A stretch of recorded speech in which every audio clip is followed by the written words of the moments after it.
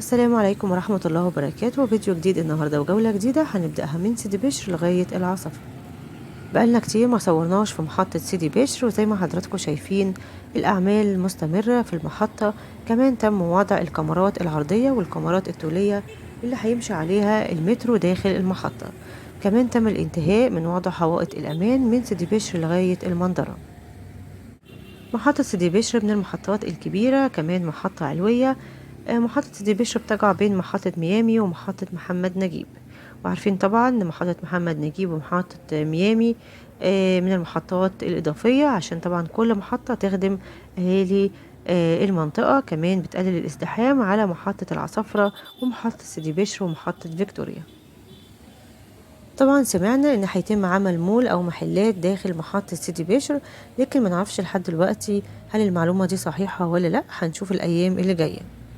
طبعا بعد محطة سيدي بشر محطة ميامي، ومحطة ميامي من المحطات الجديدة الإضافية لمترو اسكندرية. عندنا 5 محطات إضافية: محطة كفر عبده ومحطة سبورتنج ومحطة باب شرق ومحطة محمد نجيب ومحطة ميامي.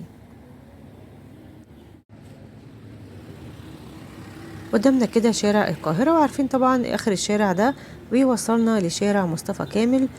كمان هتلاقوا سوق في شارع القاهرة، يا ريت يتم إزالته ويتم نقل البياعين في سوق 30 أو في شارع 30.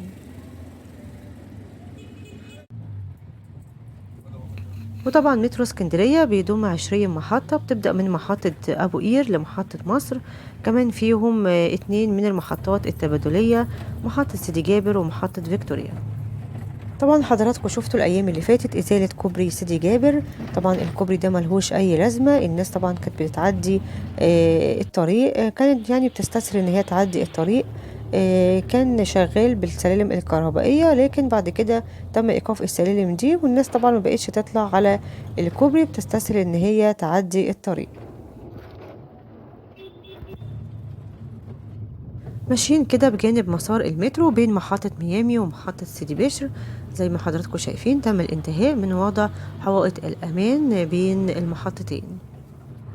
ده كده السور القديم، كل ده هيتم إزالته، وطبعا هيتم تطوير شارع ملك حفني قبل السكة وبحري، لكن للأسف مشكلة الزبالة زي ما حضراتكم شايفين موجودة بجانب مسار المترو. عايزين حل للمشكلة دي طبعا، يا ريت المحافظة تتعاون مع شركة نظافة ويشوفوا حل لمشكلة الزبالة اللي موجودة في شوارع اسكندرية.